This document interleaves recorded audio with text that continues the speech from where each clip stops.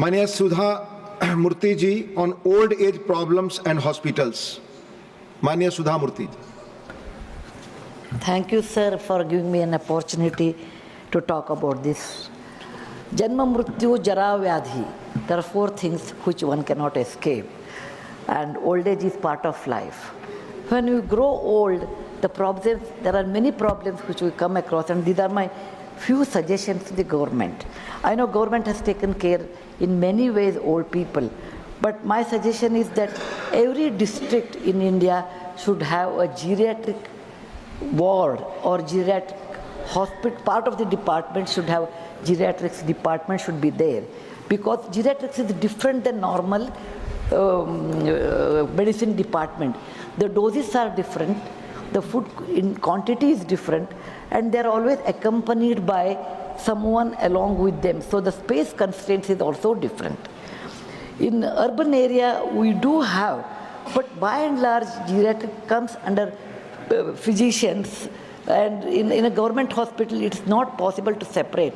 So I request that we should design a separate department for that in a district level, so that the rural area people can come to the district area and take advantage of that. When you grow old, you always come with someone to the hospital, so you require additional space there. So when you design an OPD, you require 1:2. That means normal OPD is meant for 40 people for the adults. You require probably the same space for 20 people. They will come with someone. Same way, their waiting period should be reduced, so you should take care of the sitting arrangement. When they are admitted, again the hospital bed should be in such a way that there should be more space because of the attenders. They need attenders. And when you would like to have such arrangement, then government has to train doctors, geriatric specialists, special nurses, helpers and other staff. It may be little expensive, but India has growth of old age people, and this should be, the government should consider this as a suggestion to improve the position of the old people, and particularly in the medical field, so that the old age will be easy and comfortable. Thank you very much for giving me this time. Dhanyawad. Thank you, Mania Sudha ji. माननीय श्री लक्ष्मीकांत वाजपेयी जी, ई filing centre.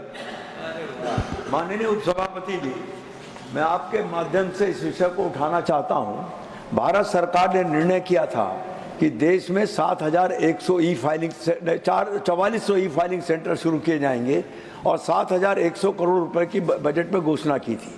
उसी क्रम में उत्तर प्रदेश के भीतर भी खुलने थे। मेरठ में एक केंद्र खुला। यूं तो हमारी मांग है हाईकोर्ट बेंच की, वो अब भी रहेगी, लेकिन एक ई फाइलिंग सेंटर खुला था जो वादकारी अपने विषय को रख सकता था। वादकारी का हित सर्वोच्च और सस्ता और सुलभ न्याय, ये हमारा सैद्धांतिक पक्ष है। इसके बाद भी माननीय सर्वोच्च न्यायालय ने 2 निर्णय किए।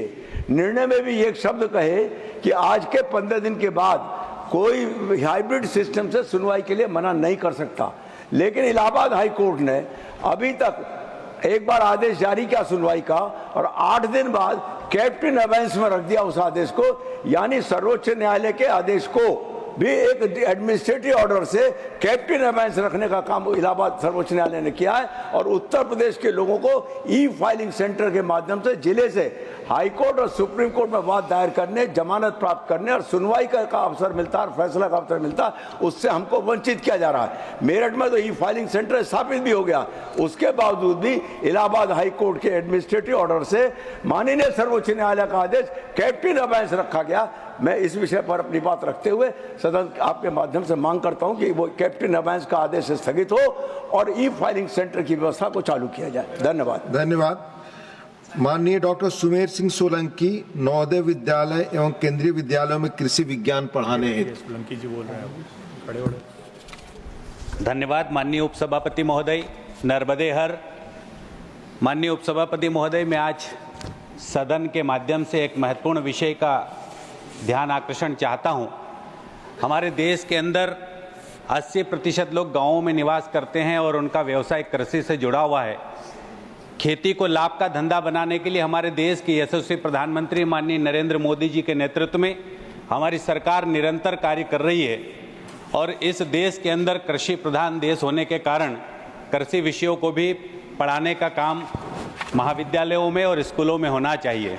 माननीय उपसभापति महोदय, देश के अंदर नवोदय विद्यालय और केंद्रीय विद्यालय संगठन के हजारों विद्यालय संचालित है और साथ ही राज्य सरकार के विद्यालय भी हजारों की संख्या में संचालित है।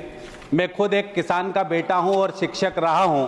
मुझे लंबे समय तक इस बात का एहसास हुआ है कि जिस कॉलेज और स्कूलों में कृषि विषय को पढ़ाया जाना चाहिए वो अभी तक नहीं शामिल किया गया है।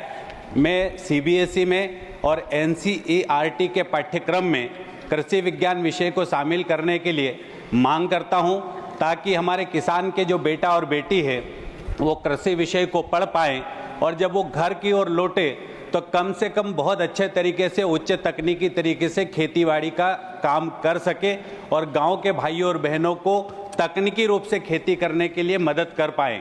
मैं देश के यशस्वी प्रधानमंत्री माननीय नरेंद्र मोदी जी को और साथ ही हमारे कृषि मंत्री जी को धन्यवाद भी देना चाहता हूं, क्योंकि आप सबके नेतृत्व में देश का किसान निरंतर तरक्की कर रहा है और खेती को लाभ का धंधा बनाने का काम किया जा रहा है। माननीय उपसभापति महोदय, मैं आपके माध्यम से सरकार से ये मांग करता हूं कि देश के नवोदय विद्यालयों में और केंद्रीय विद्यालयों के साथ ही राज्य सरकार द्वारा संचालित हाई सेकेंडरी स्कूलों में कृषि विज्ञान विषय को अनिवार्यतः पढ़ाने की मांग करता हूं। इतना ही कहते हुए मैं अपनी बात को समाप्त करता हूं। नर्मदे हर। धन्यवाद। माननीय सुमित्रा बाल्मीकि जी, प्रभावी परिवहन व्यवस्था। माननीय उपसभापति महोदय, मैं जबलपुर के देश के केंद्र में स्थित एक महत्वपूर्ण नगर है, जहां से देश के विभिन्न भागों तथा आसानी से प्रभावी परिवहन संभव है। यह शहर नर्मदा नदी के किनारे स्थित है, साथ ही राष्ट्रीय राजमार्गों का प्रमुख केंद्र है। देश के सबसे व्यस्त राष्ट्रीय राजमार्ग यहां से गुजरते हैं, जिससे यहां लॉजिस्टिक और व्यापार के लिए अत्यधिक उपयुक्त क्षेत्र माना जाता है।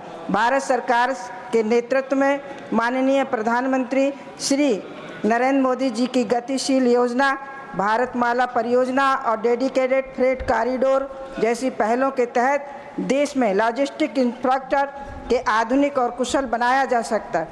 जबलपुर का नवीनीकृत और उच्च क्षमता वाला हवाई अड्डा। क्वेश्चन और ओवर। क्वेश्चन और बस मित्रा जी।